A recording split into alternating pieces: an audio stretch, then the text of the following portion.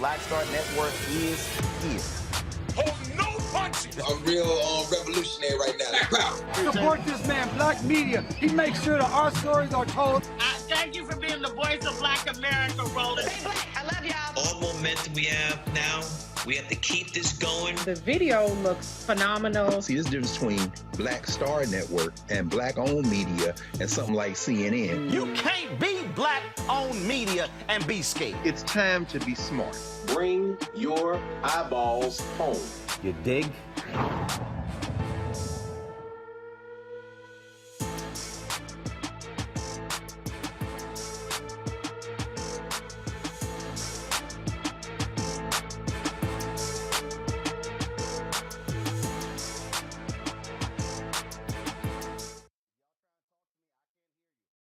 I hear the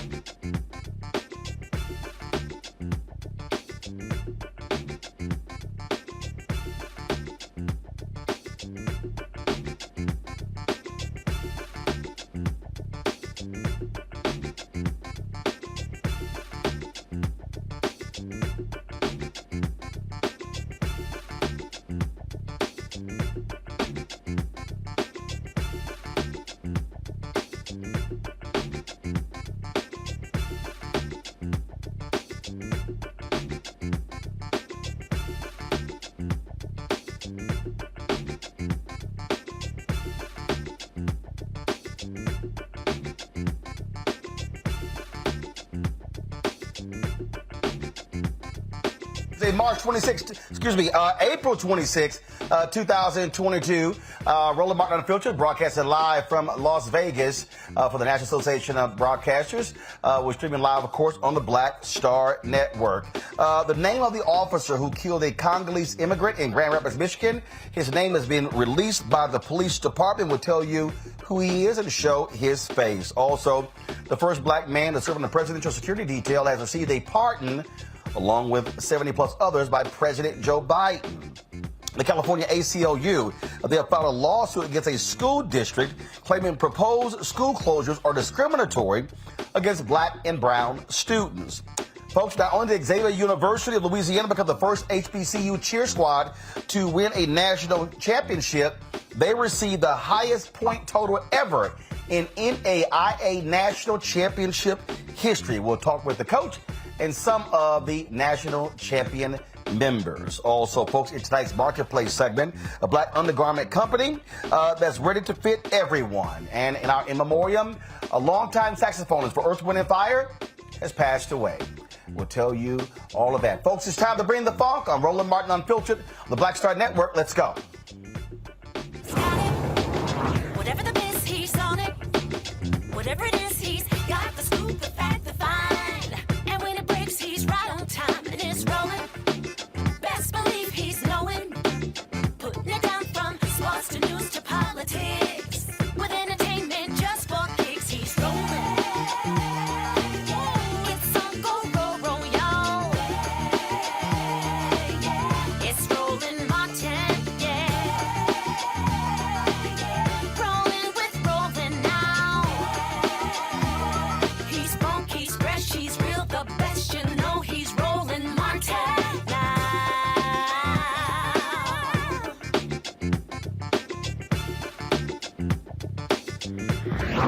Martin.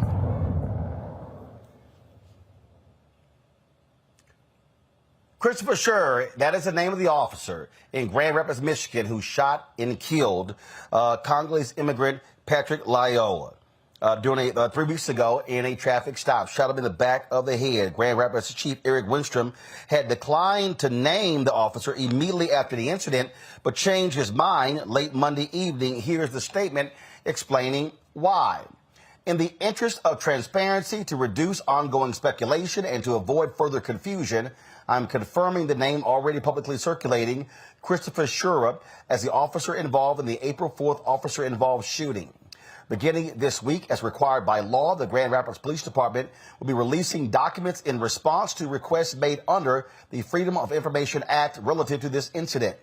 Any further requests for documents must also be made through a FOIA request and will be provided via the FOIA process as legally allowable. Officer Schur remains on administrative leave, stripped of his police powers, until the conclusions of the Michigan State Police investigation into the potential criminal charges and the completion of GRPD's internal affairs investigation to determine whether all applicable departmental policies were followed. Now, Schur has been a Grand Rapids police officer since 2015. Let's bring in my panel, Dr. Mustafa Santiago Ali, former senior advisor for environmental justice at the EPA, Lauren Victoria Burke, writer for the NNPA and the GRIO, Demario Solomon Simmons, civil rights attorney and founder of Justice for Greenwood. Glad to have all three of you here. Lauren, I'm going to start with you first. I never understand this whole idea that an officer's name can't get released. I agree. Publicly paid by the taxpayers. Right. Publicly paid by the taxpayer. And so this, oh no, we can't release that. Oh, but they can release the records of the person involved. They can release how many times they've been arrested. They can release their whole entire history. But this is the kind of thing where police get protection from the system. No, that's absolutely right. I agree with that. It's a public. You're basically a part of the government. We see it all the time where people's mugshots get released, right? This is before we know whether the person is guilty or innocent of anything. And that person's mugshot is just out there in public view. So I'm not sure why. I mean, we do know why. The police are almost in a special class in the United States. They're treated like a special group that needs to be protected. But I would agree with you on that. I do think, I'm not sure why, all this protection, all this stress out over the name coming out. Also, too, I think part of this is the sort of not wanting to have people looking into this officer's history, which is clearly going to be done now. And that can be done in a public way now because people know that officer's name, which you, of course, can't do when you don't know that officer's name. I suspect that's actually the real reason as to why some of these departments do not want to release the names of officers when they're involved in a shooting like this. I mean, it's just utterly crazy to me, Mustafa, that this happens and we give this level of protection to the police. Again, as if they're in this special class. They are paid by taxpayers. They are responsive to taxpayers. Exactly. They should actually be held to a higher standard. So that means that when these types of incidents happen, the information should be automatically put out there, because if there's not transparency, then folks are automatically going to think that you're hiding something, that you're trying to protect someone in a different way than you would if it was someone who was not a part of law enforcement. We have to change that dynamic. And his name is out there, as Lauren shared, and now folks will be able to figure out if he's had previous infractions. 1, 2, 3, 4, 5. Mustafa, go ahead. Yeah, so, with all that being said, once again, we got to have more transparency. We also see, for those who've been following this story in the news, that you have they're now sort of sharing a narrative about his history, the work that he's done, whether in Africa or other places, to try and make sure that he's seen in the best light, and maybe so that folks may not dig as deeply. But we know that there are folks who are definitely going to make sure that the light of day and the truth about whom this individual is will be put out there, whether good or bad.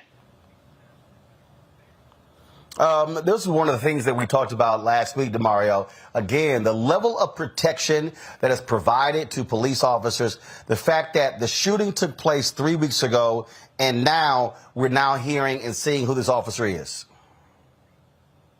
It took 3 weeks for this to happen, and I like what you stated earlier.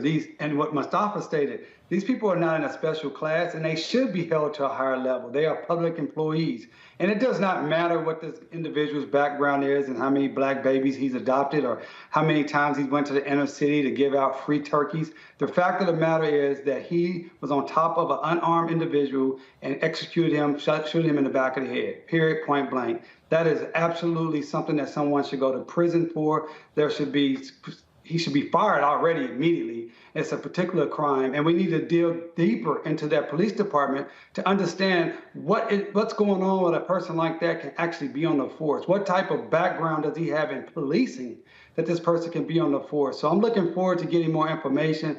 The bad thing is, and this is what I tell all my clients, and anytime I'm talking about this issue, regardless of what accountability that we bring towards that officer and that police department, that young 26-year-old man's life was taken, and that's the real tragedy here. Indeed, that is constantly an issue. And again, I just keep telling people this goes in line with the kind of special protections that they provide to police officers, and that simply is a fundamental problem. Folks, let's talk about this here. Vice President Kamala Harris has tested positive for COVID. The White House announced that she has tested positive. Is not showing any symptoms. Is going to be working from the residence. This lets people know that COVID is still real. Remember, it was a few weeks ago that her husband, the second gentleman, that Doug Emhoff, that he contracted COVID. And now it is Vice President Kamala Harris herself who is testing positive for COVID. And so, again, I hope people realize that we can't play games with this. That is still real. Luckily, she is double vaccinated, got a booster as well, and has full protection. I tell you, it's interesting, Lauren. I posted a photo of me flying, goggles on, double mask, and all these crazy-ass right-wing white conservatives posted saying, "Oh, you're a hero. Oh, look at you." And I have all these idiots, they've been tweeting me for a week. "Oh, now you've already had COVID once, so therefore you have natural immunity." As if they never heard of these breakthrough cases or people have actually gotten COVID twice. Yeah, everybody's a medical expert. Everybody's a doctor. It's amazing how, we could have 1 million people die over a 2.5-year period, and people get so crazy in their feelings about somebody else wearing a mask on an airplane, a big enclosed space that circulates the same air. I just can't understand that. Why are we having these debates? Why are we talking about this after 1 million people are dead?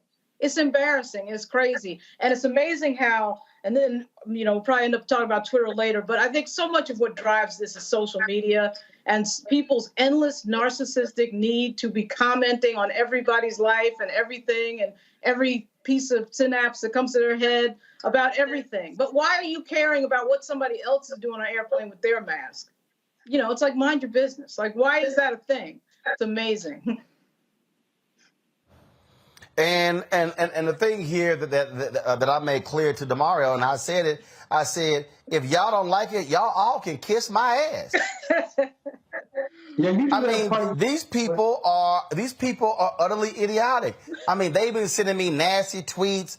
What the hell is wrong with you? It's about freedom. Why you should never leave the house. I'm like, y'all have got to be some of the dumbest people. And then I said, and I'll talk about that Jack. Whatever the hell his name, the dude behind the whole Pizzagate deal, that dumbass Ben Shapiro, dumbass Tucker Carlson, and I could go on and on, dumbass Steve Deese. And I said, oh, did all y'all forget the 5 conservative radio talk show hosts who are dead of COVID? All those folks. And so I keep, matter of fact, when I was flying from Dallas to Las Vegas, there are 20 people in first class, 18 white, 2 black. It was 2 people wearing a face mask. The 2 black people, me and this sister. Yeah, I'm not surprised. Everywhere I go here, I'm in Oklahoma, they never wanted to wear masks anyway. Usually I'm the only person, or me and my wife, we're the only people with a mask on. But listen, I think we have to always remember what Dr. Nellie Fuller said, that if you don't understand white supremacy, everything else will only confuse you. And why that's important in this discussion, we're talking about COVID, the sister stated, why people, a million people can die, no one cares. I truly believe that once it became clear that Black people were dying at the fastest rate, that at that point, America said, we don't give a damn. We want these Negroes to be dead anyway. And at that point, it turned from being a true medical whatever to being a political issue. And these Negroes, we don't care if they die. And so I believe that we must keep that in mind. This country truly does not want us to be successful, absolutely hates the fact that we are alive, and anything that's going to degrade us, they're okay with it. It's the same thing across not wanting health care for everyone. Well, Black folks going to get it. We don't want it. Same thing about reducing student loan debt. Well, Black folks going to benefit. We don't want it. You go down the list one by one by one by one, and I think that's a big deal when it comes to COVID. Well, these are the same right-wing nuts who deny climate change, who say it doesn't exist.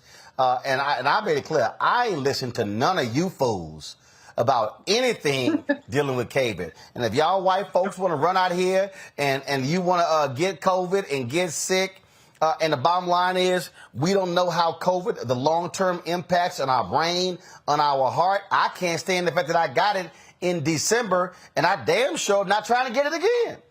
Roland, I just want to say, too, when back when Trump came to Tulsa back in 2020 and Herman Cain came here, and I don't want to laugh, but Herman Cain came here and they made a big deal of having all these Black folks there not wearing a mask. And Herman Cain died from COVID, and they were tweeting out on his Twitter the same day talking against masks and talking against COVID. And not one conservative, one white person, one white Trump, nobody said anything about Herman Cain sacrificing his life to be able to show that there's freedom and not wearing your mask. So you got to keep that in mind. These people don't care about life at all, and in particular this Black life. So they want you not to have your mask on, Roland. They would love to see you get rid of and take off your great show that you have every day informing and empowering our community.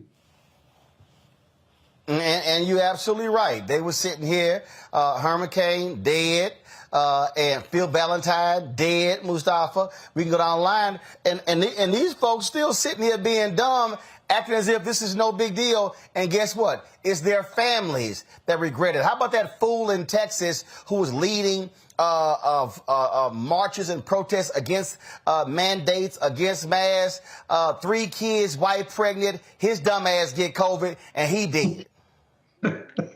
We might be done with COVID, but COVID's not done with us. I've had 2 friends. They're both in their 30s. One's in their early 30s. One's in their mid-30s who got COVID in the last 24 hours. Or they got that they found out that they had it in the last 24 hours. So, it's still real. And it still disproportionately impacts our communities, but it impacts all communities. And for folks not to continue to take it serious and do the basics. That's the thing that's most frustrating, is that there are basic steps you can do to protect yourself, or to at least, do what you can to minimize the possibility of you getting, impacted by it. And folks won't even do that. And as it was said before, it's turned into a political issue instead of a healthcare issue.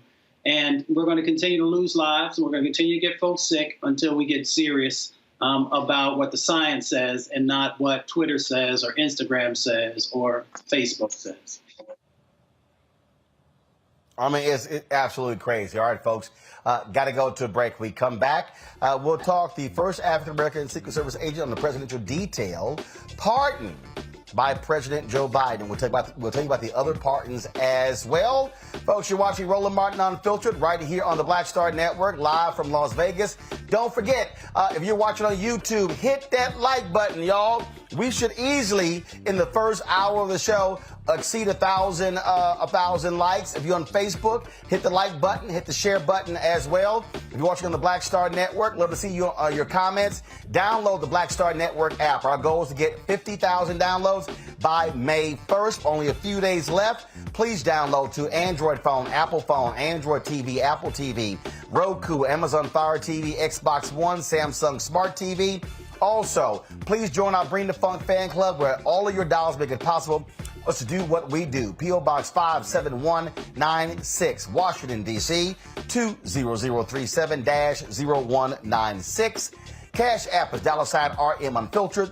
PayPal is R Martin Unfiltered. Venmo is RM Unfiltered. Zelle is Roland at RolandSMartin.com. Roland at RolandMartinUnfiltered.com. We'll be right back.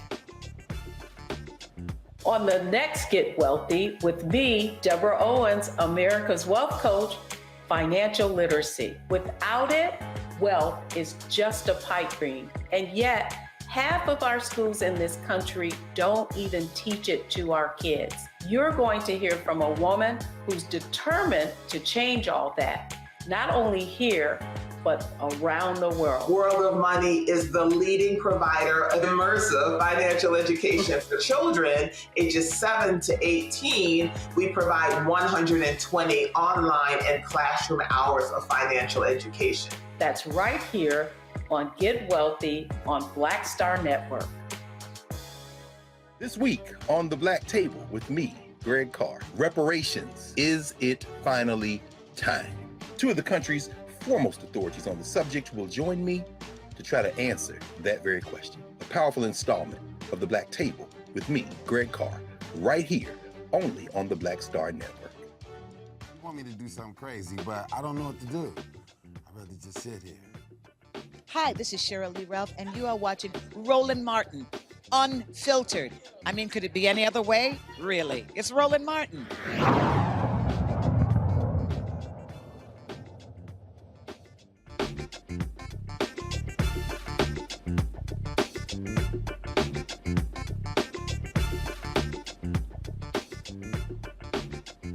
Let's go.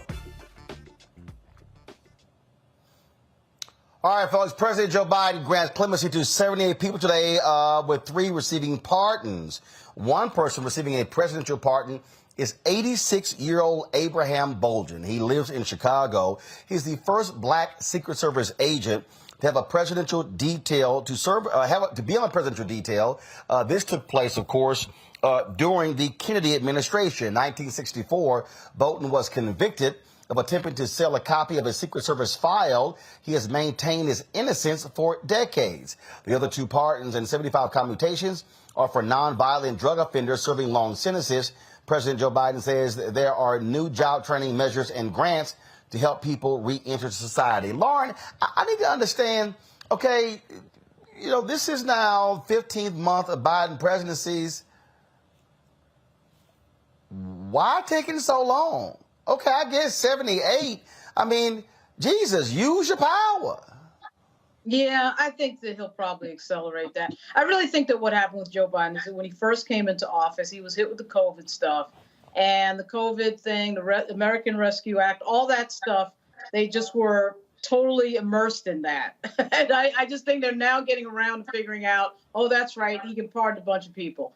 I mean, even in just doing this one set of pardons is better than the entire set that Trump had, because if you remember, it was all, you know, sort of celebrity and political signaling that Trump was doing with the pardon power. So I think you probably, if you know, the pardon office is sort of a weird, mysterious thing a little bit, but I think once they get going, they're probably going to set some record and do a little bit of what we've seen with judges, which is really sort of set a few records and set a few markers that we haven't seen before. And the bottom line here, DeMario, I mean, this is the power of a president. And the reality is, when you got that power, use your power. Well, you know, I'm a broken record. I say it almost every week. You know, we need the people that we elect, the so-called Democrats who say they so-called treat us as their base, to do what they can do and do it quickly and do it as fast as possible in the most effective manner. So, yes, I'm glad to see these 78. Glad to see this brother. I never heard of his case until you know, I got the materials for you guys this morning. But we need so much more and so much faster. And yeah, they're breaking records on the judges, but they need to go faster. They need to go even and do more. We have to have tremendous gains when we put Democrats in office. That's the only choice we have, Democrat or Republican. Unfortunately, almost 2 sides of the same coin, but we do know the Democrats can do a little bit more for us, but they don't do as much as they possibly can. Like, they could do more. That's the issue. And so, yes, 78 is cool, but we have so many people rotting in jail. Right now, in my opinion, everyone that was put in federal prison on an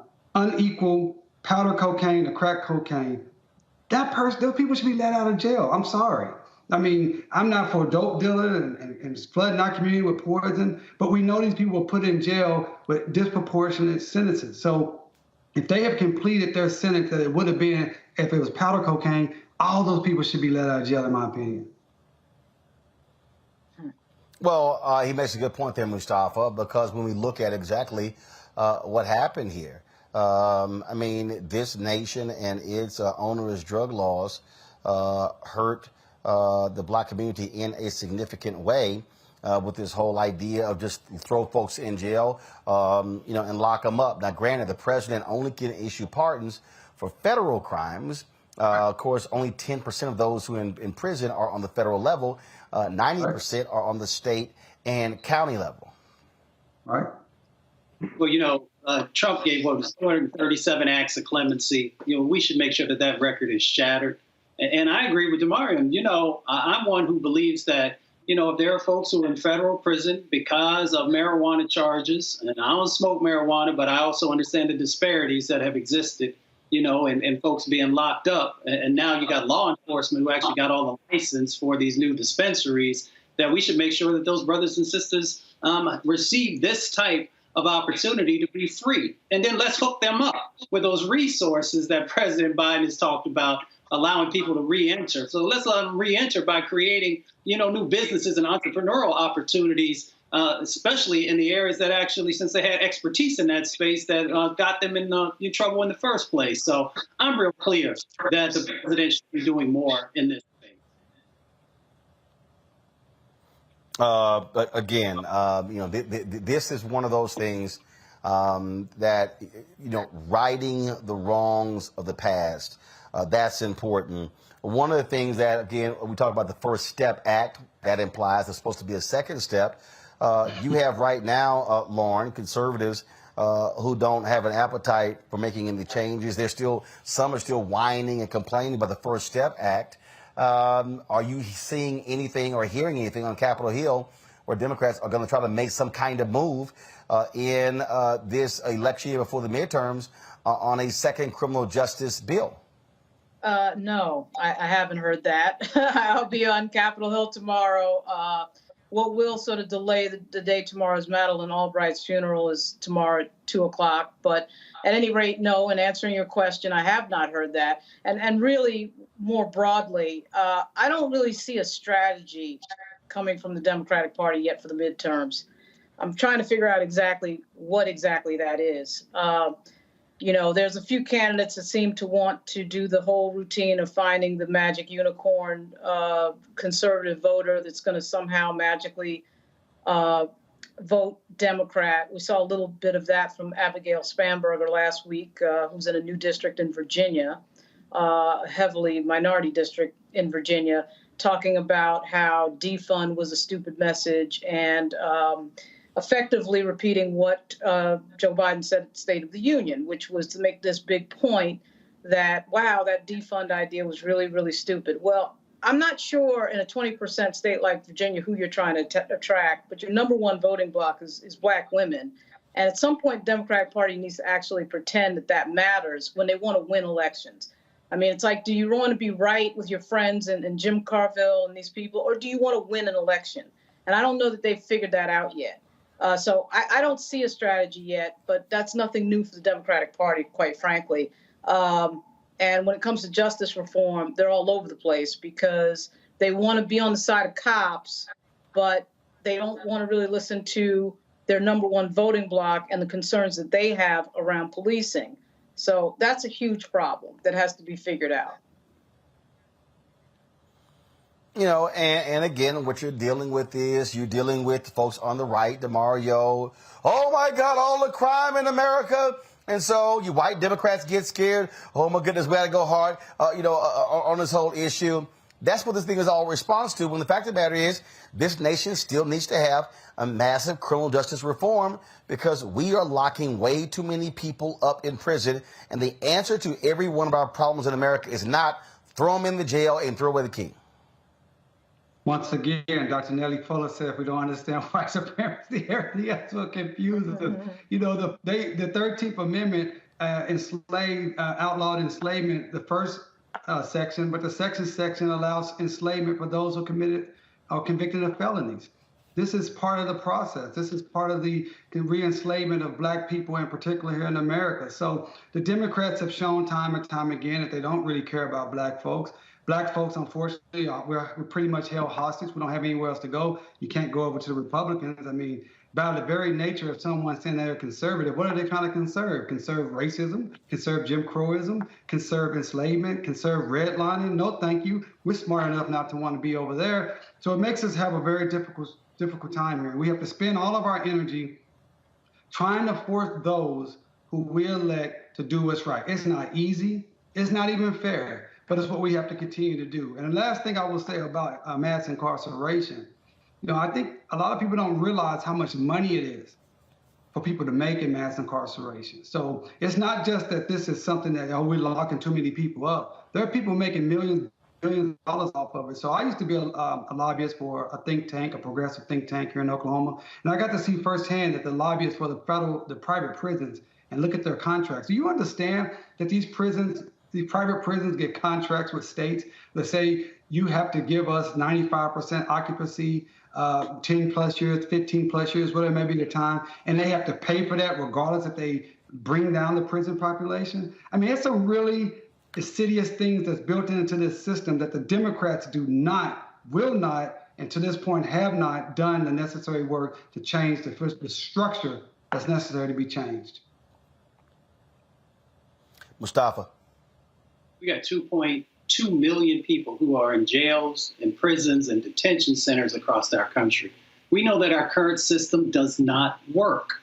There have been plenty of studies that have shown that if we make investments into communities that help to make sure that folks never get into the prison pipeline, you get a bigger bang for that dollar than you do by locking folks up and taking away their gifts and their hope and a number of other positive dynamics. So we have a choice. We can continue to just pump dollars in, and as has been shared, there are people who want us to do that because they make huge amounts of money off that, or we can reframe our country and we can make sure that we're making the investments that are actually going to yield to positive results. All right then, folks. Gonna go to a break. When we come back, we'll talk HBCU Connect, our segment. Got some HBCU news. Xavier wins, becomes the first HBCU to win the national championship in a cheer contest. Spelman names a new president. That and more right here on Roland Martin Unfiltered. Don't forget, again, Facebook, folks, YouTube, folks, hit the like button, hit the share button. We should be at 1,000 likes by now, y'all. It ain't that hard. Stop asking having a brother beg. Again, support us by downloading the Black Star Network app. If you have not done so, Apple phone, Android phone, Apple TV, Android TV, Roku, Amazon Fire TV, Xbox One, Samsung Smart TV, and of course, support us with our Bring the Funk fan club, where every dollar you give goes to support this show. P.O. Box 57196, Washington, D.C., 20037-0196. The Cash App is $RM Unfiltered. PayPal is R Martin Unfiltered. Venmo is RM Unfiltered. Zelle is Roland at RolandSMartin.com. Roland at RolandMartinUnfiltered.com. We'll be right back.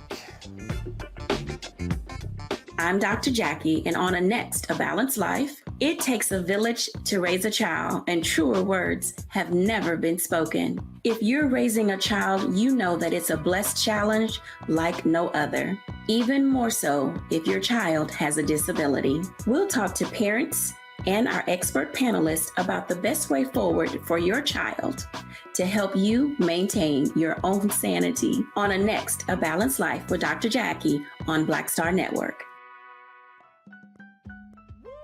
We're all impacted by the culture, whether we know it or not. From politics to music and entertainment, it's a huge part of our lives, and we're going to talk about it every day right here on The Culture with me, Faraji Muhammad, only on the Black Star Network.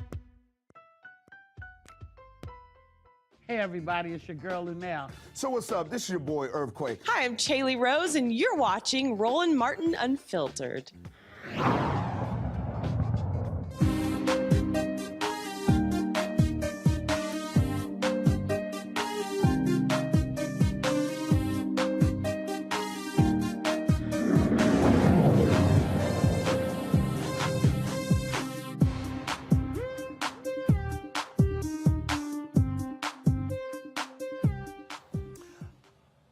All right, folks. Dr. Helene Gayle, longtime CEO of the Chicago Trust, has resigned to become the 11th person to serve as president of Spelman College. She was picked by the Board of Trustees in a unanimous decision. The current president, Dr. Mary Schmidt Campbell, she is going to be retiring. Dr. Gayle, as I said, she resigned just a couple of days ago as president of the Chicago Community Trust, one of the largest community foundations in the country. Gayle says she will focus on making Spelman more affordable while trying to build on Spelman's strength in sending students into careers in medicine, science, technology, engineering, and the arts. And so certainly congratulations to Dr. Helene Gayle as the next president of Spelman College.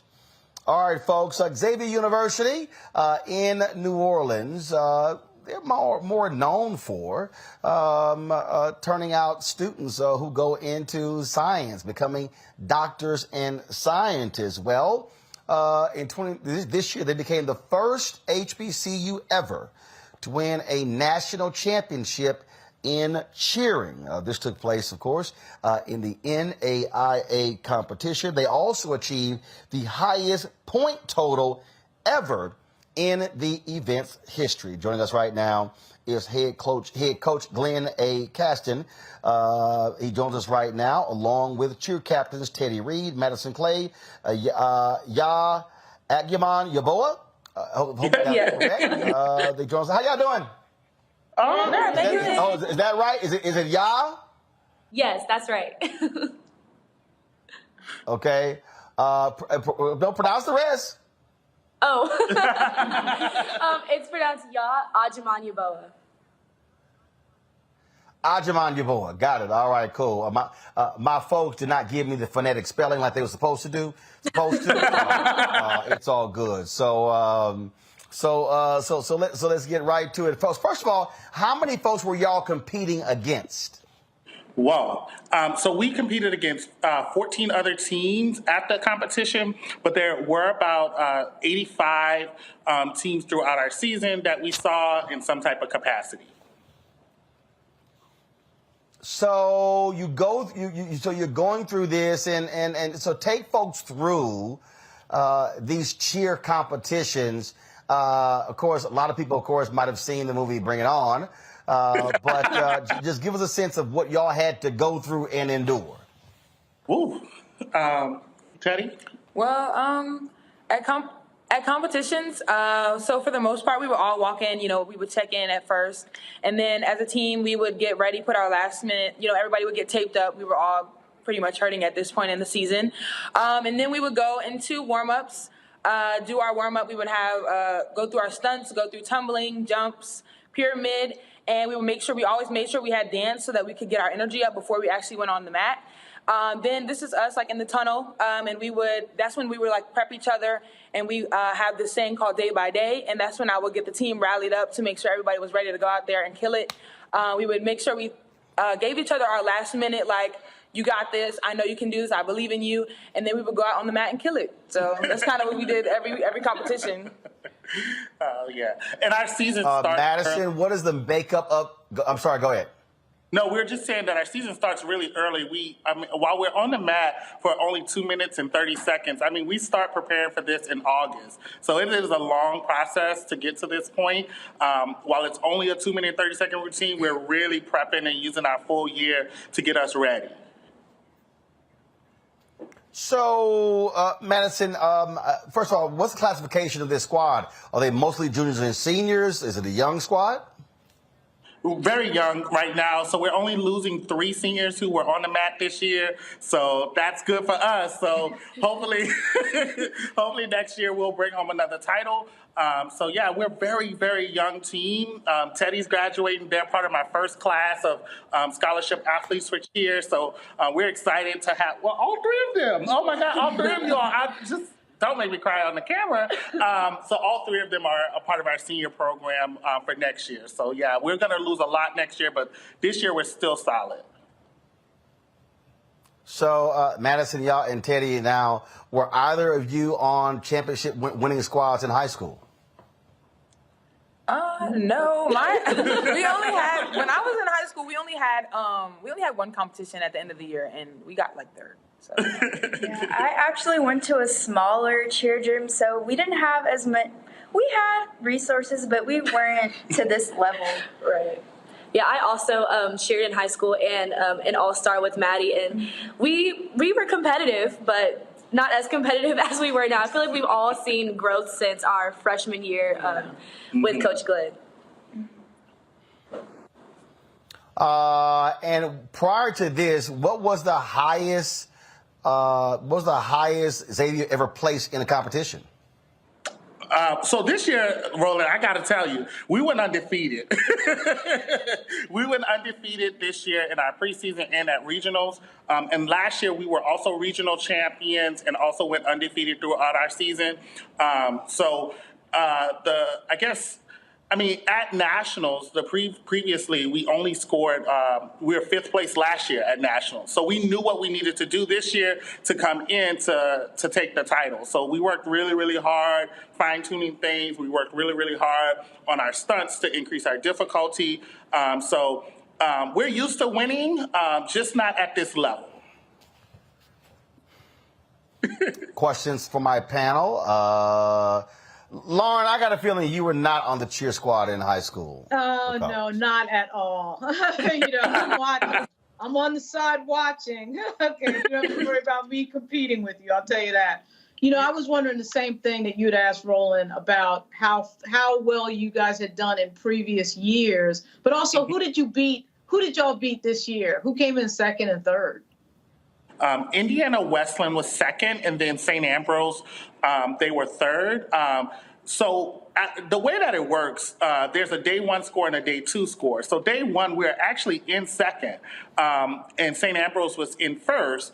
And then the next day, we rose to the occasion. So they could tell you what it took to get there that night before.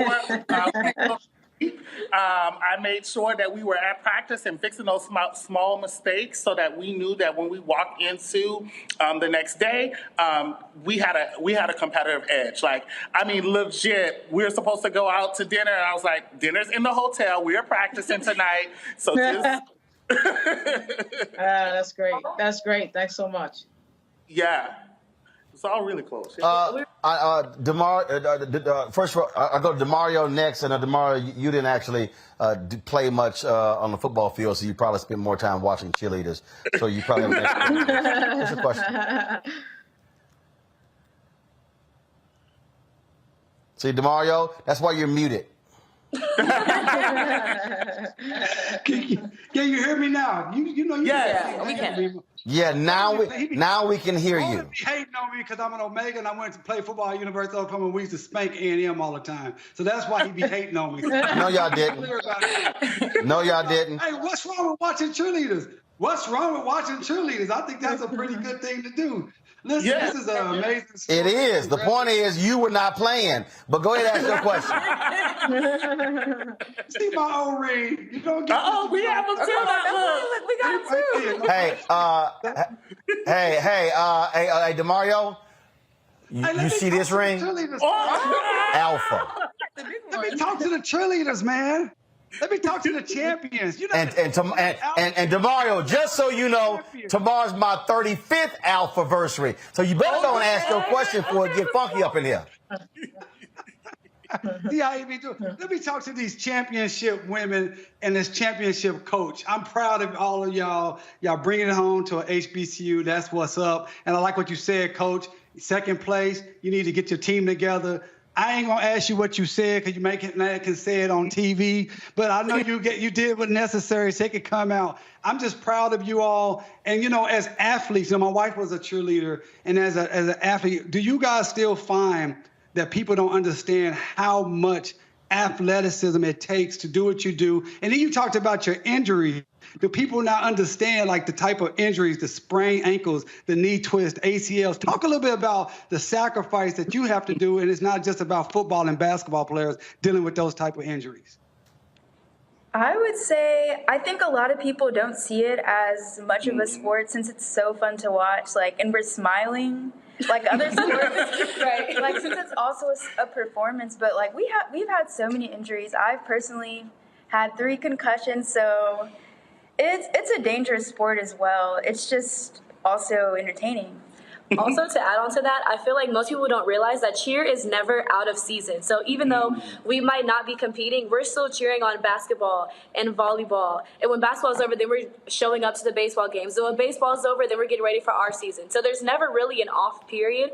And so when most people get that time to like recuperate and really rest their bodies, we're still getting the routine together for the next showcase. So I feel like that really also shows how athletic we are. Another thing is, like, when we're at practice, when football practices, they have pads, they have shoulder pads, they have helmets. We don't have any of that. Like, we're throwing these girls like 15 feet high in the air, and they're just praying that they come down and we catch them. So we're doing all of these things, like putting our bodies out there and just like trusting our teammates. So that's another thing that we have to have in this sport is trust, because we don't have that much protection in terms of like equipment. So we're always in the trainer. Like, before our practices, the whole team, it's like 20 plus people in the trainer getting taped. Like, by the end of the season, I had both my ankles taped, both my wrist taped, and my knee taped, and my back taped. So I'm like, I'm falling apart, but I'm gonna do it for the team. And they train really well. So they train like football players, actually. I mean, their weight training Tuesdays and Thursdays at the same facility that the Saints train at, you know. So they're doing the work. So stuff that Roland, see, this is stuff Roland don't know anything about. As us athletes, we understand that. Roland don't know anything about that. Well, actually, since you want to open your big old mouth, I would actually work for the video laboratory for the Texas A&M University football team. And so I was doing what I do. And then when I was in high school, we shot all the games. We won state championship. So what you gotta understand, DeMario, see, somebody gotta shoot the video for y'all to watch film so you know how you screwed up. I didn't say you see, check yourself. Now, and secondly, I play baseball. Partially. See, don't get yourself embarrassed. Mustafa, my alpha brother, ask your question. First of all, congratulations for being a champion. Nobody can ever take that away from you. You know, I'm curious about the challenges you all faced throughout the year to, you know, all that you put in to be able to get to this moment. So can you talk a little bit about how you navigated the challenges? I could talk from the high level point, and certainly they have their internal challenges. I mean, being a first Black institution to even reach the NAIA Nationals was a big feat, right? So not only are we facing the challenges of competition and the athleticism side of it, we also are facing the isms, and we have to talk about that, you know. So a lot of what I do at that high level is changing people's perspective of what it means to be Black in this space.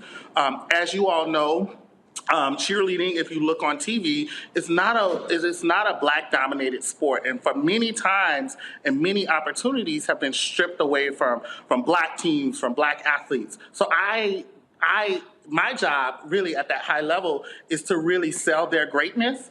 And to tell their story at that higher level, right? We face, I'll tell you, there's lots of rules changes in cheerleading, and if anyone knows anything about cheerleading, I'll just think about it from this perspective. I'll give it to you like this: a touchdown might be worth 6 points, and if you get that field goal, it's 7, right? Well, in our season, we had the highest, as it's playing on the film, we're doing the highest level and degree of tumbling, right, that we could ever do on the mat, right? And at that point, in the middle of the season, the rules change, right? So it was rule changing, so they dummy down the score so that other teams can kind of reach what we were doing. So that's a challenge in itself, just selling that, like, hey, why would you do it if that concession was not made for Wait. You trying to say they would grade him on the curve? You know, well, there was a curve that existed. And no disrespect to my colleagues throughout the NAIA, but the truth is the truth that everyone knows that a layout is not the same as a full. And so that full, these athletes are working to get that highest degree. And so in our division, those layouts were weighted the same, and that was a challenge in itself. It was also a challenge to bring our institution up to speed, right? Because a lot of times when starting a new program, people don't know how great it can be. And so I have to go out and tell the story. I have to go out and say, this is our plan, and people have to be on board. I have to get all of our alumni and our staff and our administration on it. So it takes a lot of work at this level for the coaching, because it's not just going to practice and saying, okay, y'all are going to do this on this count. It's all these other components that make it work. I think some of the other challenges we faced were, well, everybody's not in Louisiana, but Hurricane Ida, we did have to go through that. And a lot of people did have to go home and they had to evacuate. So we still had to try to work around that with our with practice times and things like that, and people coming back and forth. Again, the injuries, that was another challenge. And between us going back and forth, between us going back and forth with school and going home for Thanksgiving break, that was another challenge that we had. So we had to keep on pushing, even if we didn't have all the main players that we wanted to put on the mat. We still had to make sure our alternatives could fill in for us and make sure we could still get the job done, still get the routine put together so that we can execute it later. So. Going back to what Coach Glenn said, I always tell people this all the time, like, the competitive program at Xavier is only as old as the 3 of our college careers. Like, it's only been 3 years. So everything is the first annual this, the first annual that. Like, we're literally coming up with this as we go. Like, we're learning as we go. So a lot of programs have been established for years and years, and they have protocol for everything. But there's been times where, like, we're sitting at Coach's office, like, okay, so this is the first time this happened. What do we do? And we're like, we don't know. We don't have any examples. We don't know what to do. So we're just kind of like coming up with everything as we go. So I just also attest to like a lot of different things we've had to do. Yeah. In addition to that. All right then. Yeah. Go ahead for the final comment. Go ahead. I was just gonna say there's a lot of pushback on us being national champions from the other teams. They weren't really expecting an all-black team like us to take that, and they're not necessarily always happy with it. Mm-hmm. That's all I had to say. And they're working to their academics, like their finals, all of it. So yes, absolutely. Well, that's why I say hashtag team whip that ass. Yes, sir, Mr. Roland Martin. if you don't like the fact that all black squad beat you, well, damn it, go practice more and come back next year and see what you do. Yeah, absolutely. Yeah. I mean, this to me, this ain't hard. So, congratulations, and also y'all got the right colors. That black and gold looks real good. Oh, jeez. We know you would say that. We know you. You hear that, DeMario? You hear that, DeMario? Yeah, but you wish you looked half as good as they look in it, brother. So that's all. Just remember that. DeMario, we all look good in black and gold. Nobody look good in purple and gold. All right, Coach, I appreciate it. I certainly appreciate it. Let me thank y'all, Teddy, and Madison as well for joining us. Congratulations. Thank y'all so much. Thank you. All right, folks. And speaking of Xavier, their president also announced that they are going to be opening a medical school. Of course, when you talk about right now, Meharry has the only black medical school in the country, but Xavier University, they send many students to black medical schools, and so they are going to make that decision. I'm pulling it up now, where the announcement was recently made about Xavier doing that. And so their plan, and so what they say is Xavier wants to open their own medical school to increase diversity in the health professions. So this is a huge decision here. It was announced on Thursday as Xavier is going to establish the Graduate School of Health Sciences and Medical School. And so it's in the planning stages as we speak. It's going to be several years before the medical school is ready to train future physicians. And so certainly that is absolutely a great thing by Xavier there in Louisiana. All right, folks, going to a break. When we come back, we're going to talk, of course, our Black and Missing. We'll talk about some prison guards who have now been indicted. Again, folks, this is the kind of thing that you're seeing the Department of Justice is doing, going after these rogue correctional officers all across the country. Folks, don't forget, if you're on YouTube, you're on Facebook, hit the like and the share button. If you want to support us in what we do, Also, download the Black Star Network app. Of course, we're trying to hit 50,000 downloads by May 1st. Apple phone, Android phone, Apple TV, Android TV, Roku, Amazon Fire TV, Xbox One, Samsung Smart TV. Also, please, you can join us by supporting us with our Bring the Funk fan club, where every dollar you give goes to support this show. I'm in Las Vegas today for the National Association of Broadcasters, looking for some new equipment for our studio. I'm going to be in Los Angeles tomorrow. We're going to be broadcasting live from LA for the 30th anniversary of the Rodney King riots. And so you want to send a check or a money order, P.O. Box 57196, Washington, D.C. 20037-0196. Cash App is $RM Unfiltered. PayPal is R Martin Unfiltered. Venmo is RM Unfiltered. Zelle is Roland@RolandSMartin.com. Roland@RolandMartinUnfiltered.com. We'll be right back.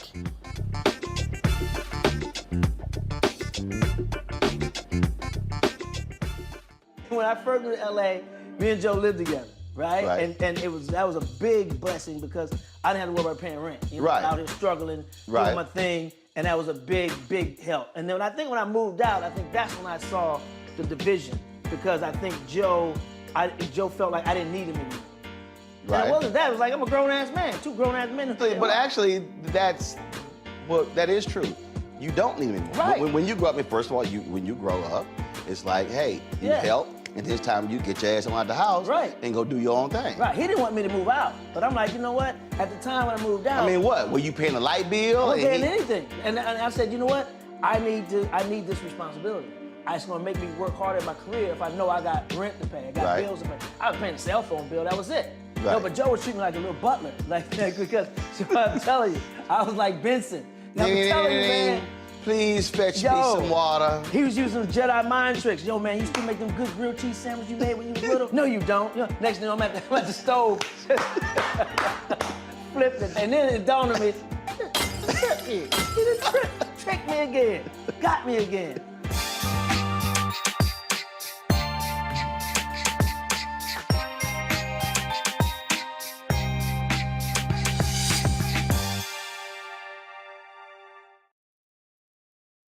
You read about it in history, you talk about it, you see it on our side, of the United States, but to actually come here and see where this story of slavery started, and connecting the dots, it's just a wow factor for me right now.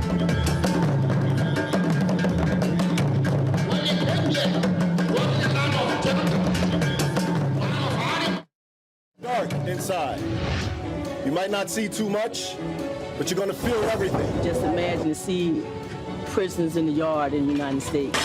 A lot of us, if we're real honest, what is required in 2019 going into 2020, essentially for us to be reprogrammed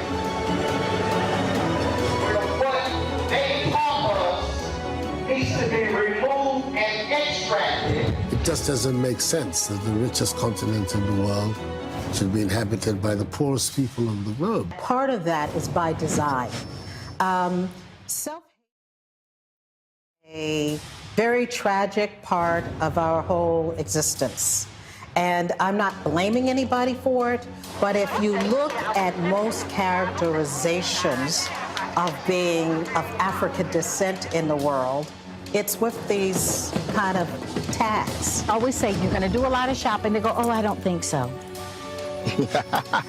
And then they come, so they brought limited reserves, and then they spend all the time running to the ATM because they see all these clothes they want and fabric they want. It's overwhelming. I've been here for 8 years, and I'm still taking pictures out of my car because it's a feast for the eyes on any given day. The kind of opportunities you have in Africa, you don't have those in America. The kind of money that you can make in Africa, very few of you would have that opportunity to do that in America. Cordy, who was working for the Congress in the United States, she has started a waste management company. She's the #1 here in Ghana now. She looked at dollar signs in trash. There it is. Used to be jeans. Used to be jeans. Is now a huge rush. In Ghana alone, we have a 2 million unit deficit in housing. 2 million. 2 million.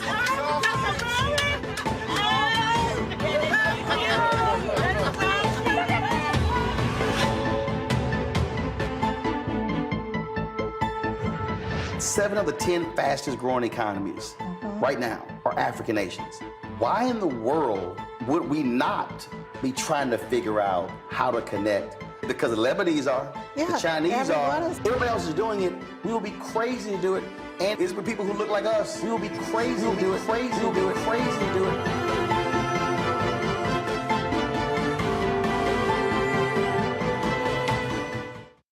What's up? I'm Dr. Ricky Dillard, the choir master. Hi, I'm Amber Stevens-West from The Carmichael Show. Hi, my name is Latoya Luckett, and you're watching Roland Martin Unfiltered.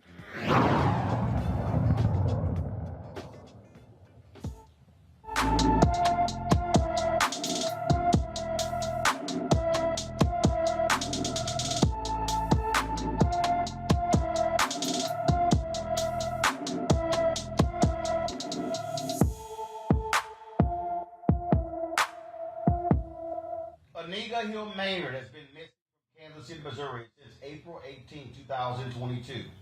She's 5 feet 3 inches tall, weighs 150 pounds, with brown hair and brown eyes. Anyone with information about Anita Hill Maynard should call the Kansas City, Missouri Police Department at 816-234-5111. Again, that is 816-234-5111. 5111. So again, Anita Hill Maynard has been missing since April 18th.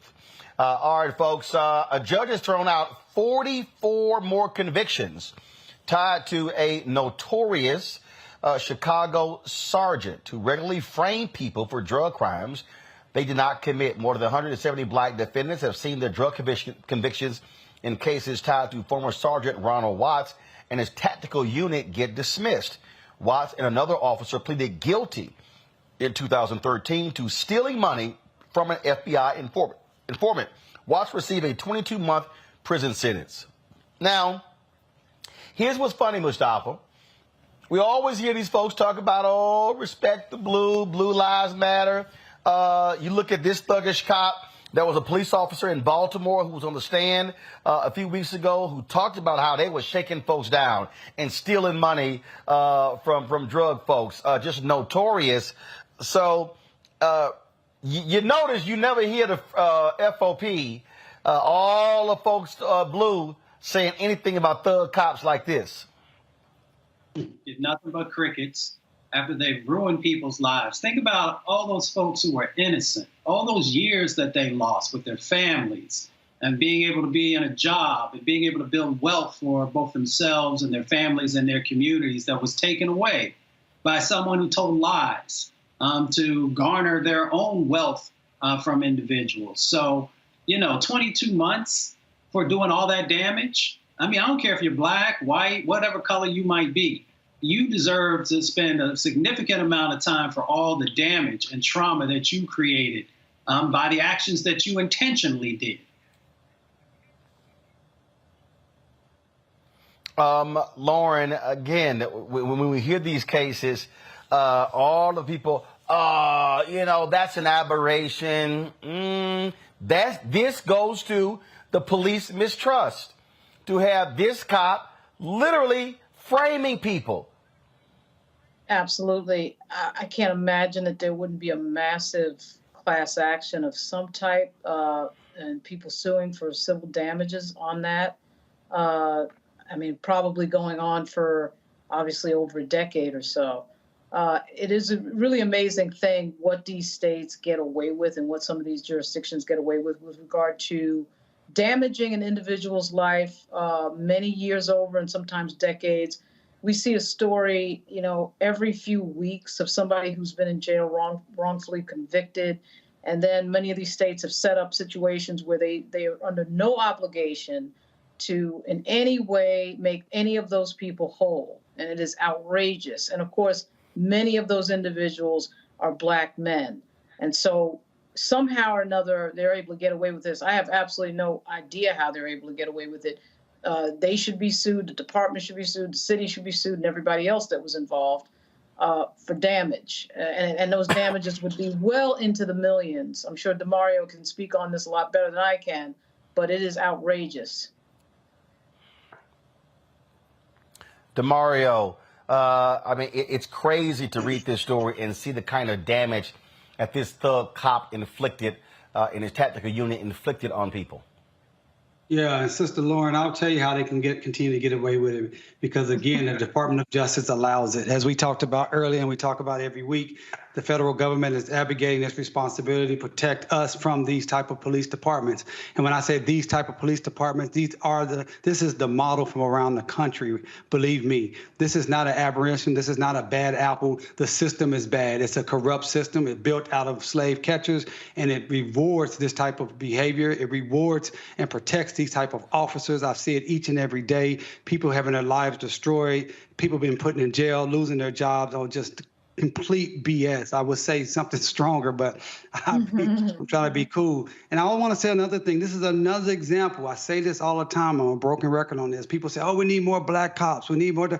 It does not matter the color. It's not about color. It's about culture. And the culture of the police departments is corruption, discrimination, and racism. And most of the time, these black cops, they fall right into that culture. Either they start doing the same things as their white counterparts because they want to move up, or they're too weak to stop and fight hard against it and call these people out. This is a travesty. 22 months, that makes me sick to my stomach.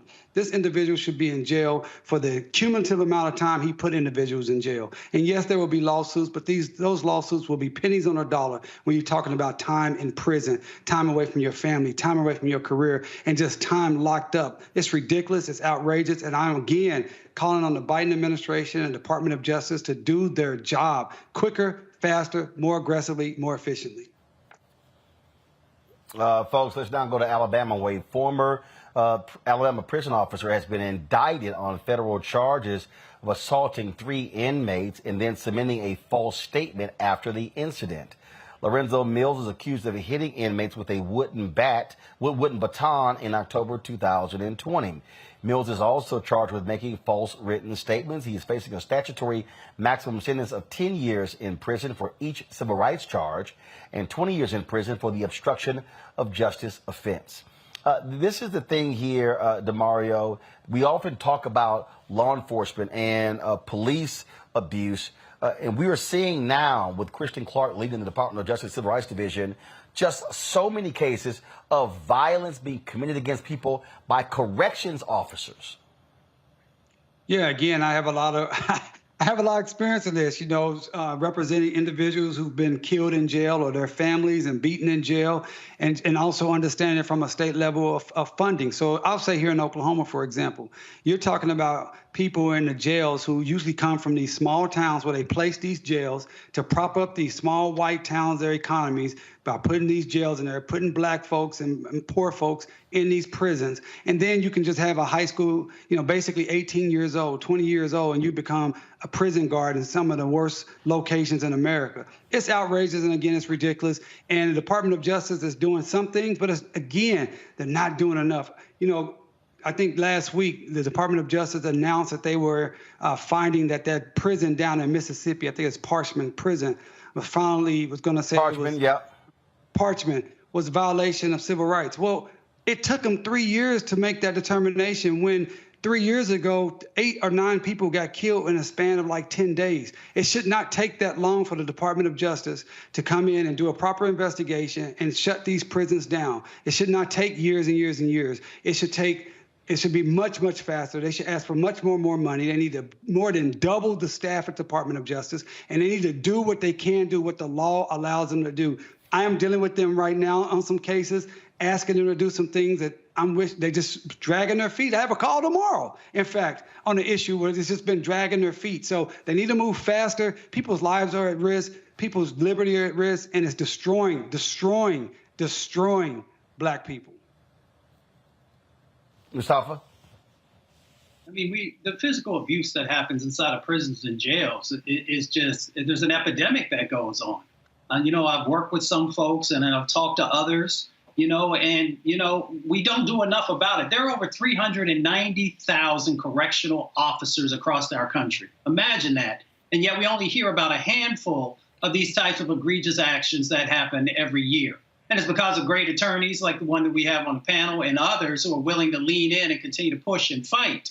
But if we know we've got close to 400,000 officers that are out there in the correctional space, then we know there have to be even more folks who are dealing with this type of physical abuse, mental abuse, and a number of other things that happen inside of our prisons and jails. So we need, as has been said, we've got to have a whole lot more folks who are at the Department of Justice and also on the state level. They need to build out more accountability in this process, or folks are going to continue to have a silent voice. It's hard for them to get traction, to be able to get people to pay attention to what's going on inside of these jail cells and these prison cells. Indeed. And so part of the problem that we have is that there's this whole idea for a lot of these people that, look, they're inmates, who cares? They don't actually deserve to be treated with dignity. That's part of the problem, Lauren. Yeah, that's a huge part of the problem. I heard a lot about this as I was growing up because my father, in fact, was a CO at Rikers Island and the Brooklyn House of Detention. And his overtime put me through college. The stories he used to tell were fairly frightening, to say the least. He was a prison guard for 20 years. So it was what you would expect. I still cannot believe that from the time I was a little kid to right now that Rikers Island is still open. As was discussed earlier, the United States leads the world in the rate of incarceration. We have, over 2 million people who are in the system in some way, shape, or form. And this is all about money at the end of the day. Like most things that we can't get rid of, that we should get rid of on a moral level, it's all about money. Incarceration is about money. Putting those people through the system is about money. And what upsets that apple cart of not having those people going through that system is, the police salaries. And as somebody who's got a few relatives in the law enforcement space in New York and in Virginia, I can tell you that, their pensions, all of that is just a round and round wheel of money and support base for everybody who's making that money, not just for small towns, but certainly for small towns, small white towns in rural parts of the United States, but in big cities. And this thing that we have with incarceration, how we haven't been hit as a country with some sort of international human rights violation from The Hague, I have absolutely no idea. Because we hear these stories all the time. We know they're going on. We know that there's nobody looking into it. We know DOJ is not looking into it. And yes, there is, in fact, this attitude that these people are in jail, they don't matter. But see, if we were talking about some other country, Russia or China, we would be acting holier than thou.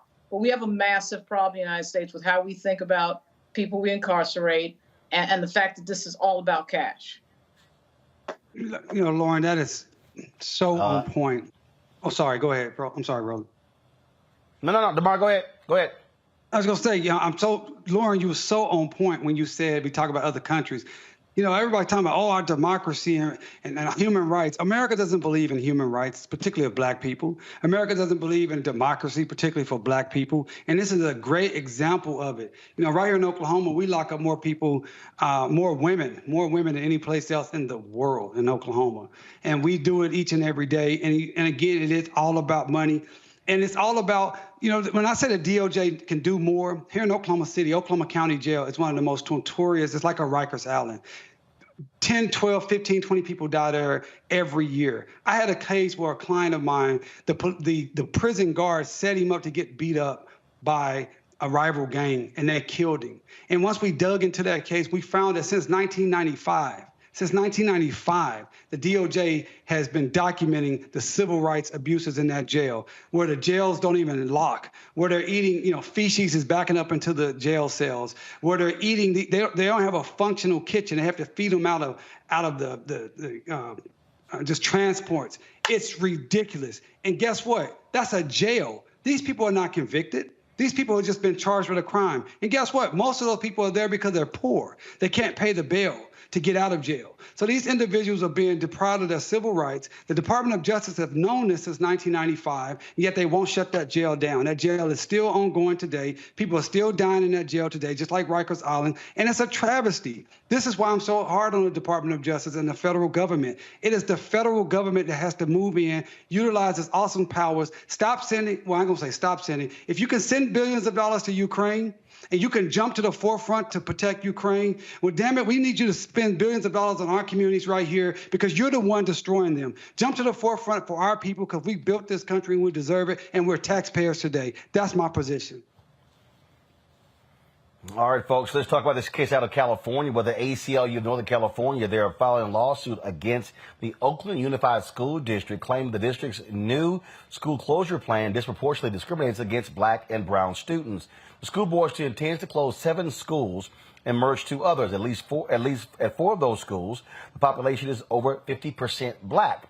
The ACLU says the plan will harm black students with special needs and violates black students' fundamental right to equal educational opportunity under the California Constitution and discriminates based upon race. And so we'll see what happens with that particular story. All right, folks, in today's In Memoriam, longtime saxophonist for Earth, Wind & Fire, Andrew Woolfolk, has passed away. He was one of the original members of Earth, Wind & Fire through the historic run. The veteran musician who joined Earth, Wind & Fire in 1972 passed away Sunday after battling a long illness. He was with Earth, Wind & Fire through their most formative and influential years in music and contributed to some of their biggest hits, including September.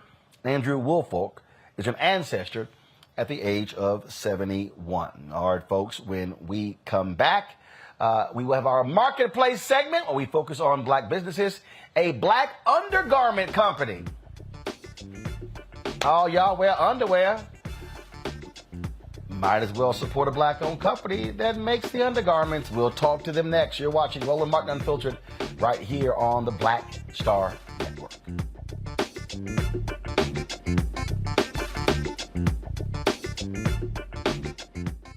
On the next Get Wealthy with me, Deborah Owens, America's Wealth Coach, financial literacy. Without it, wealth is just a pipe dream. And yet, half of our schools in this country don't even teach it to our kids.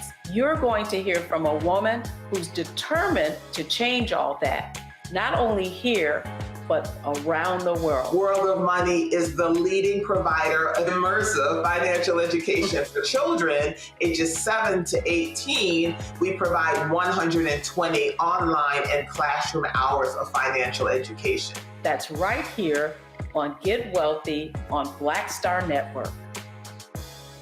This week on The Black Table with me, Greg Carr, reparations. Is it finally time?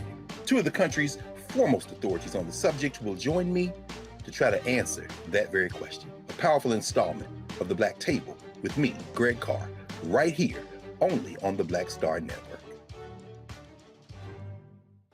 This is Judge Mathis. What's going on, everybody? It's your boy, Mac Wild.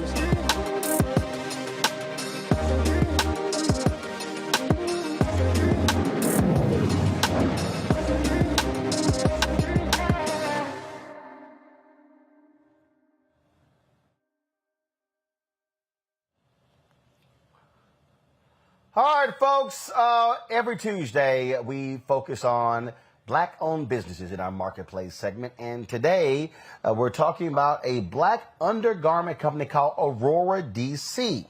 They are an athleisure brand that touts inclusivity for all genders, sizes, and ages. Thomas Butler, he is the owner of Aurora DC, and he joins us from Washington, D.C. Glad to have you on the show. So first of all, what is the name Aurora DC? Actually, it's called Aurora. The DC, you know, back in the day, you used to have DKNY, and they have DC, they used to have NY in the corner. That's basically what the Aurora DC stands for. So it's basically just Aurora, what it was the meaning of this, the name of it. All right. Okay. Sounds good. Just want to know that. And appreciate you having me on the show. Were you in the business? Were you in the business? Were you on the retail side? What caused you to say, you know what? I think I can own my own athleisure company, making undergarments? Basically, where I'm from, a lot of people have their own clothing line, like they have hoodies and stuff like that. And I noticed that as a black person, nobody, I don't see too many of undergarments all around. I see a lot of clothing lines and stuff like that. And I decided I always like to be different. So I decided to, jump out there and start my own clothing, my undergarment line. How long you had it? Well, it took me actually 6 months. I had it for almost like a year and a half, but it took me 6 months to actually get the right material, the right styles and stuff to each stuff. Because like when you brand an underwear, you got to make sure that it's comfortable for everybody, not just for yourself. So I had to do a lot of test runs, and it took me about 6 months because I get it from overseas, and it takes a long time for to get all the stuff here on time. All right, then. How have your sales been since you launched? Good. I'm just looking for more sales. Because once they get a hold of it and they get the material, they always buy one. Then once they buy one, you see them, they coming right back. They buying two, they buying three. So it's just all about just getting it out there to people. And once they get it, they just gravitate to it. Sales doing good. Sales actually doing real good. They can do better. They doing good though. So. Well, obviously, we all want sales to do better. How many employees do you have in Aurora, D.C.? Me. I'm the only one. Just you? Just me. I'm doing everything. I just bought me a camera for like $1,500. I'm about to start doing a lot of my photography work for my company as well. So in terms of, how are you handling your marketing? How are you handling your sales? How are you handling all of that? I do a lot of, I target a lot of people that's influenced into the community and stuff like that. I actually have a lot of friends that play in the NFL and the NBA, so I'm reaching out to them, get them just to do a lot of, quick little photos and put it on their pages or their social media. I'm also right now, I'm talking to a marketing team right now to help me boost up my sales and boost up my Instagram and my website as well. So I'm in talk with them. I'm also looking for just different marketing streams and strategies just to get it out there. Questions for my panel. Let me first go to DeMario.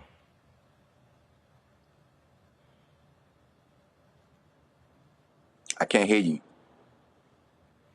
DeMario, stop hitting your mute button. I don't know why. If you will make us learn how to use technology.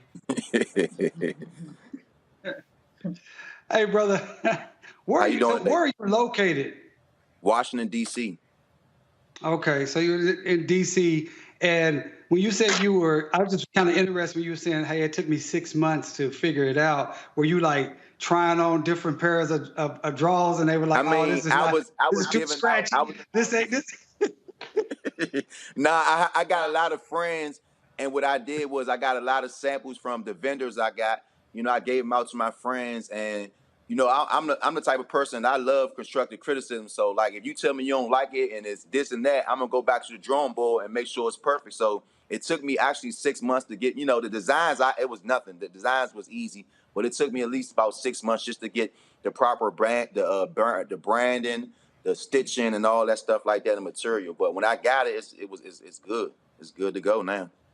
But what was there anything in particular about like a pair of underwear? I'm being very serious here. Yeah, because basically like guys like, older guys, they don't like the polyester spandex. They like the cotton. They used to the cotton. So my brand, I have both. I have the cotton spandex kind that's good and it's breathable because when you're wearing drawers and you wearing it all day, you want to be comfortable. You don't want to be sweating and your jaw's too tight or it's too loose. You want to be able to move around all day. And with my underwear, you can do that. They breathable. You can wear them all day. I have polyester spandex, and I also have cotton spandex. So you can take your pick. If you don't like the smooth feel with it, and you old school, you can have the cotton ones. You want the fruit? So they want the old Fruit of the Loom look. They want the old tidy whities. They like some of them. I wear both. I wear the cotton ones. I wear my stuff now. Like I wear everything I have. I wear my own stuff. My socks. And my undergarments. So everything I have is comfortable. Like I said, it took me 6 months to get everything right.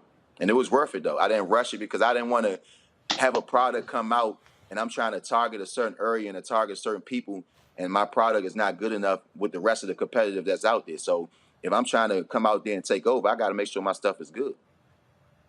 Word up. Appreciate you, bro. Good luck. In terms of your distribution, how are you handling that? Do you have a company that handles that in terms of when orders are placed and being shipped out? Yeah, I actually do that myself. if I turn it around a little bit, you can see I have orders right there that I have to put out right now. I actually I have a website where everything comes on my website. So when the orders come in, I go in, get the orders, go to the post office, and send it off. All right. Next question for Lauren. Lauren? Hey, how are you? How you doing today? Tom, this is very exciting. I've got two T-shirt, hoodie businesses, both drop ship. I know what you mean when you say you got to order the stuff to see how it is from specific vendors to check before you go forward, because you just don't know until you get it. Correct. But what really impresses me here is that the niche that you're in is like such a good one. It's such a good one because most people do T-shirts, they do hoodies, they do mugs. They scared of this. They scared of what I'm doing right now. They don't want to do what I'm doing. They don't like it. It takes time. It takes time. Yeah. And so what you're doing is a great niche. And the designs that I saw were really cool too. So that's hot. That's really good. Thank you. You know, there's a Butler family in DC that goes way back. They're like the first. They owned something that was huge. Black Butlers. I bet you're related to them. But anyway, I need to look it up because they might owe me something. They might owe me something. I need to look it up. Yeah, I'll send you a note to the website or something. But anyway, keep on trucking because that's good stuff. That's a really good niche. Very nice. Thank you. Mustafa? Yeah, but Thomas, thank you for representing for the home team. Really appreciate you. I don't know what part of the city you're in. I'm on the south side, but I'm uptown, but we all together. There is one love, most definitely. Yo, I'm curious. Two things real quick. One, what your vision is for the business. So, if, a year from now, what do you hope to have been able to accomplish? And then do you have top sellers that you want to, that you can kind of call out for folk? What's like some of your number one sellers right now? That's good. Basically, I never even told y'all the meaning of Aurora. So I'm going to give y'all the meaning and break it down. Basically, the Aurora is like the colorful light in the sky that caused by the sun. That's particles that causes a certain type of gas that interact with each other. That basically cause the beautiful, the beautiful color of the greenish and basically the DC ones. The ones that, if they can see it, is joined up as green and like bluish. And those are the DC ones. Those are like the top selling ones because of where I'm from. Then I have the Phoenix ones, which are the red ones. Yep, there you go, right there. Those are the top selling ones because of where I'm, DC. But everybody, it's a district, so you got the Capitol, the White House on there, so everybody gonna want that anyway. All of them are top sellers. The Flames is good. What's called the Phoenix. The mythical ones, those are my favorite ones. The mythical ones and the Phoenix ones are my favorite ones. And then you have the Blue Flames, which is the blue and black ones. Those are the female sets that's showing right now. And those are a high commodity as well. Those are the cheetah print ones. There you go, right there. That's the Aurora print. Those are high selling ones as well. The crazy part is I already sold out. I had to reorder more. So I already sold out and I had to reorder more. So basically when I get back to what you were saying in the future, I want to start a program which is called Be a Light. Basically, since the Aurora is a colorful light show in the sky that's caused by the sun, I want to be able to, anytime I'm interacting with anybody or they interact with the underwear, I want them to share light with them, to share a positive message with them, to keep going, to keep thinking positive and stuff like that. So I also already have something that I'm going on right now that I've been giving back to the community. I have a back to school program that I've already been doing. But now that I have the underwear line going on, I want to start doing things for the homeless and the less needed. All right, then. Well, look, I appreciate it. Tell people where to go, where to shop. You got to shop at Shop Aurora, www.shopaurora.com, shopaurora.dc.com. If you don't have my Instagram, it's the same thing as Shop Aurora DC. You can find me there. The website going crazy. It's going crazy right now while I'm on the phone. It's easy to shop. It's not hard. Basically, the stuff fits. Everything fits. Everything fits. All right. I certainly appreciate it, man. Thank you so very much. Good luck. Thank you, sir. I appreciate the opportunity. All right, folks. That is it for me. I've got to go back, hit the floor of the National Association of Broadcasters. I leave tomorrow from LA, and so we're looking at a variety of things to improve with audio stuff, teleprompter, video, lights, all kind of stuff at the National Association of Broadcasters exhibit floor. And so I appreciate it. Mustafa, my alpha brother, Long Victoria Burke, thanks a bunch. And of course, the poor soul, Demario, who's with that youth group. You know the name of it that I shall not name. It's not gonna happen. I don't know. That's called the fly away signal. That's what that I'll is. see you later this week talking That's what that is. Tomorrow, y'all.